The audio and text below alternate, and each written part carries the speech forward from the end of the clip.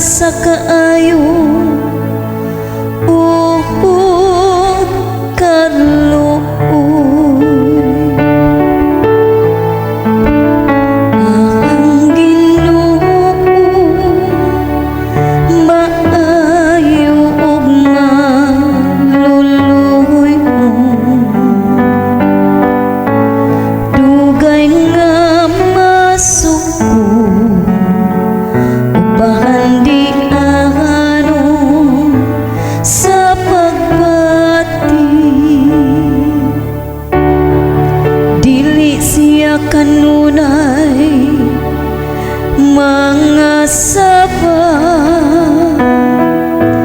ni magtipig sa iyang kapungot kanunay.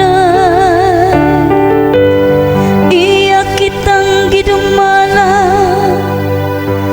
dili sumala sa atong kasalanan. Nimibalo siya kanato, sumala sa atong mga kalapasan.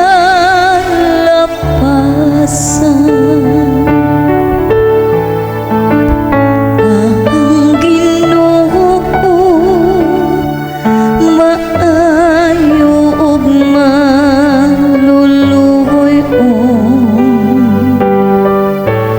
dugay nga masuko ubahan di ano sa pagbati. Kay ingon nga ang mga langit hataas labaw sa yuta,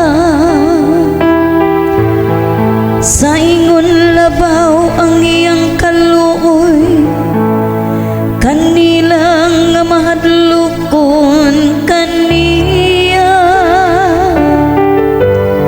Maingon nga ang silangan halayo sa kasadpan,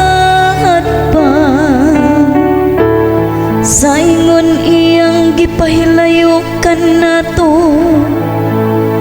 ang atong mga